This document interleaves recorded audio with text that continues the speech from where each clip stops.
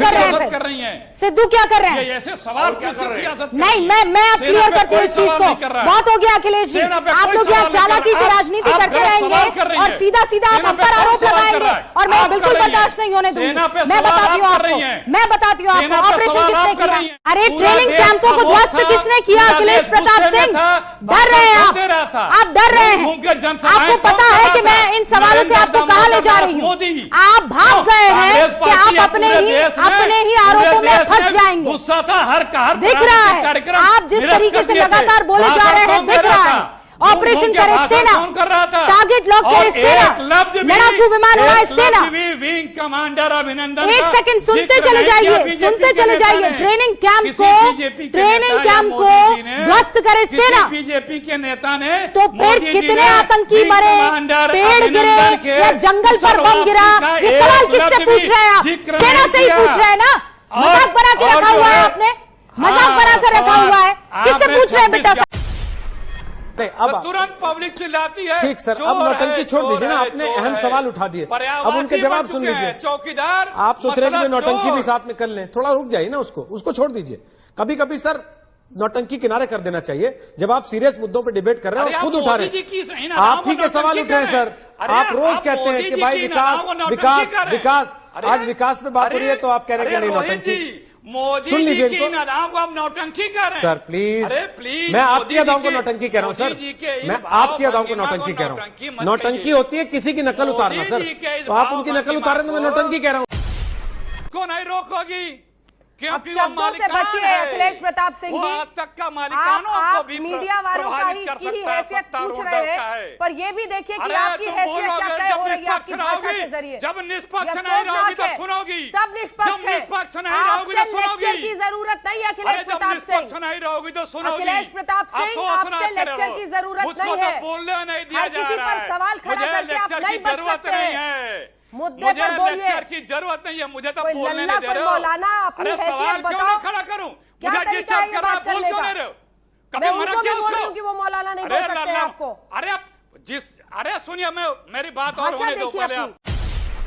ये इस तरह तहजीब नहीं होती है। मैं तो कोई भी नहीं हूँ भाई, मैं सिर्फ ये कह रही हूँ कि ये सड़क छाप टोन में मत बात कीजिए। जो इतिहास है आप सड़क छाप टोन में मत बात कीजिए। हम आपसे अब देखिए, ये जो कर रहे हैं, अगर नाम बदलने से सब कुछ हो जाता। आदरणीय मोदी जी को बीजेपी के लोग विष्णु की 11वें अवतार बताते ही हैं। तुम त्रेता युग कर दो इस कलयुग का नाम, राम राज भी आ जाएगा, अच्छे दिन भी आ जाएंगे, सबकी समस्या भी दूर हो जाएगी और एकदम सब जगह सब सुख चैन अमन शांति से रहेगी। आप जो कहते हैं राम राज आ गया, वो भी हो जाएगा। नाम बदलने का और नौकरी चाकरी पाने का सबसे बड़ा उदाहरण मैं बताता हूं रोहित जी आपको। आप याद करिए, नेहरू खानदान ने अपना नाम बदल के गांधी रख लिया और उसके बाद 70 वर्षों तक एक परिवार को इस बदले हुए नाम के कारण रोजगार मिला।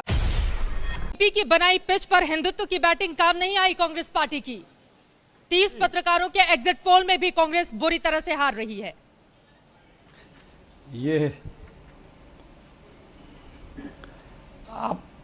आप एग्जिट पोल रखे रहिए, एग्जैक्ट पोल हमारे साथ है, गुजरात की जनता कांग्रेस के साथ है, स्पष्ट बहुमत मिलेगा।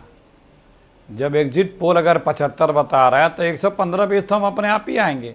एग्जिट पोल किसके पहले कोई एग्जिट पोल बतावे कि जिसका एग्जिट पोल एक्यूरेट आया हो।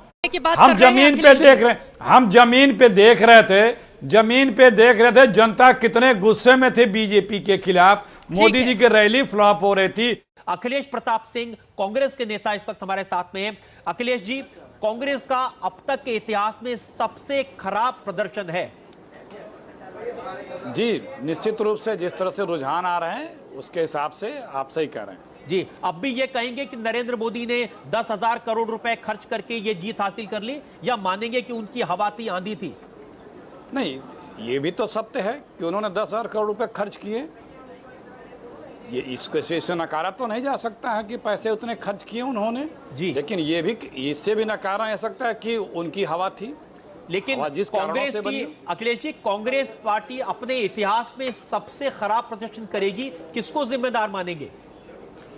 जिसको अभी तक के खराब परिणामों में जो लोग जिम्मेदार रहते रहे हैं किसी भी राजनीतिक दल का जो हर आदमी, सिपाही से लेकर सेनापति तक, हर चीज का श्रेय उसका होता है। नहीं, आप सेनापति को, जो राहुल गांधी लीड कर रहे थे इस पूरे कैंपेन को, उनको कुछ श्रेय देंगे इस हार का? क्यों नहीं, सारे लोग हैं, लेकिन आपका जो मकसद है वो अलग हो सकता है। नहीं, मेरा कोई मकसद नहीं है, मैं तो हमारा नहीं, हमारा मकसद, आपका मकसद, मैंने कोई उस पर बहस की बात हम नहीं कर रहे हैं। हम ये कह रहे हैं कि जो आज परिणाम आ रहे हैं, इस तरह से परिणाम एक दो बार और कांग्रेस के आए हैं। लोकतंत्र में, राजनीति में जनादेश सर माथे पे होता है, ऐसा होता रहता है।